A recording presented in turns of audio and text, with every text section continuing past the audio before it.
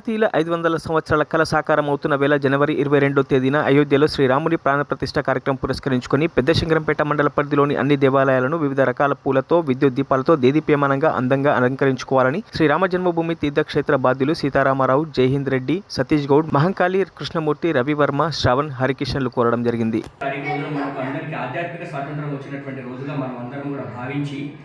ఈ 22వ తారీఖు రోజున అంతకంటే ఎక్కువ ఘనంగా మనం జాతీయ పండుగ లాగా మనం జరుపుకుందామని చెప్పేసి అందరితో మామూలుగా మనం ఇస్తున్నాము. తర్వాత మన ప్రియతమ నరేంద్ర మోడీ గారి యొక్క ఆదేశం మేరకు తర్వాత వారిని ఆదర్శంగా తీసుకొని పెద్దశంకరంపేట మరియు పట్టణ ప్రాంతంలో ఉన్నటువంటి ప్రతి గ్రామంలో ఉన్నటువంటి దేవాలయాలన్నీ కూడా అంటే నిద్రాణమైనటువంటి దేవాలయాలకు మళ్ళీ మనం అక్కడ వెళ్ళేసి వాటికి మనం పునరుద్ధరణ చేయడం,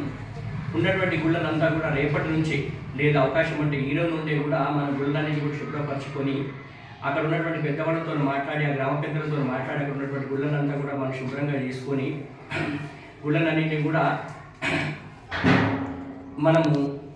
ఆ రోజున సాయంత్రం టైంలో మనం ఏంటంటే విద్యుదీకరణ చేసుకోవడం, అంటే మనకు ఎంతవరకు మనకు చేతనైతే అంతవరకు మన విద్యుదీకరణ, లేదంటే ఆ రోజు సాయంత్రం అంతా కూడా మన దీపోత్సవం. ఆ రోజున రామచంద్రుడు ఏ మాదిరిగా అయితే అయోధ్యకు వచ్చినప్పుడు దీపావళి మనం ఏ విధంగా జరుపుకున్నాం, ఘనంగా జరుపుకున్నారో అయోధ్య ప్రజలు, అదే మాదిరిగా దేశమంతా కూడా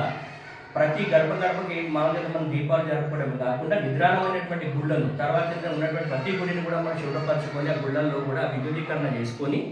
దీపాలంకరణ చేసుకుంటే బాగుంటుందని చెప్పేసి అందరితో మనవిస్తున్నాను. తర్వాత మనకి పెద్దశంకరంపేటలో జనవరి 22వ తారీఖు రోజున మనకి ప్రాణప్రతిష్ఠ దీక్షణ తర్వాత ఏంటంటే అక్కడ అల్పాహారం మొదలుకొని అన్నదానం వరకు, తర్వాత సాయంత్రం మనకు